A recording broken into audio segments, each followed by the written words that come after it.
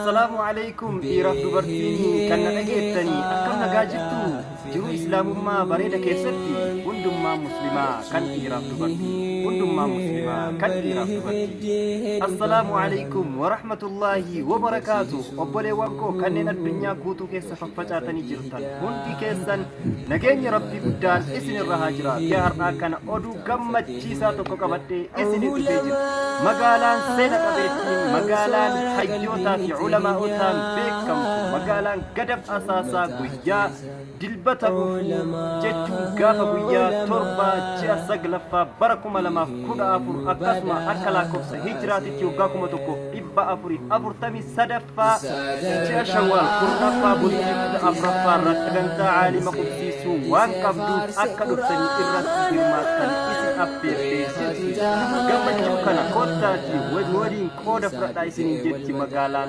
قدب أساسا دعاتني أكاسم عالمون gurguddaan sagantaa kanarratti ni argamu alimtoota du'aa'ota keessaayis alimtoota gurguddaa irraa kan akka Sheek Yusuf Ciro, Dr. Jaylaan Kadir, Dr. Jaylaan Galataa, Dr. Muhammad Hamid Diini fi kanneen birootis Ustaaz Rayyaa Abbaa Macaa, Ustaaz Ahmad Jabal, Ustaaz Kamil Shamsuutii fi Ustaaz Jamaal Aliyyi Faatis ni argamu jedhamee eegama. Gottaati gammachuu kana qoodan wajjin furadhaa warroonni asaasaatii fi naannawa asaasaa jirtan hundi keessan affeeramtanii jirtu. Sagantaan kun sagantaa addaati, sagantaa ajaa'ibaati, sagantaa bohaartiiti, sagantaa qoftii aalimaati. Aalimni dhaaltuu ambiyaati. Maarree kottaati gammachuu kana wajjin furadhaa qoodamaa isiniin jetti. Magaalaan teessan burqaa ulamaa'otaa kan taate magaalaa Gadab Asaasaa ganama sa'aatii lamarraa dilbata iftaanii walgeettiin masjiida hikmaa haa ta'u.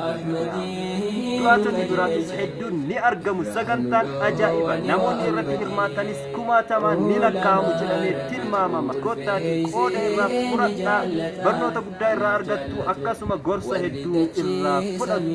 Sagantaa ajaa'ibaati, sagantaa ulamaa'iiti, sagantaa daa'iiti, sagantaa qullaabaati, sagantaa hawaasa hundaatiin naggaadee osoo hin jenne barataa osoo hin jenne barsiisaa osoo hin jenne tokkoon keessan osoo hin hafne gaafa guyyaa dilbata akka masjiida hikmaatitti sa'aatii lamarraa argamtan isin affeeranii jiru. Maarree kottaatii qooda irraa fudhadhaa isiniin jenna. Lakkoofsi bilbilaatis kan koree bilbiltanii dubbisuu ni dandeettu. kottaatii qooda irraa fudhadhaa isiniin jenna. Wassalaamu alaikum wa rahmatullahi ta'ala wa barakaatuh.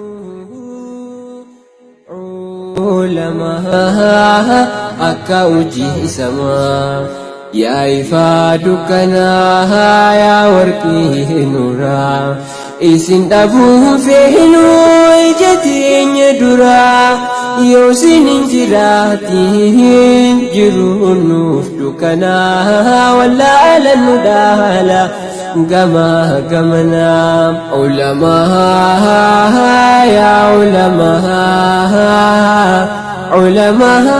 ya hayyuna ma madda bikum sahaburka bahri ya ewaduma ulama ya ulama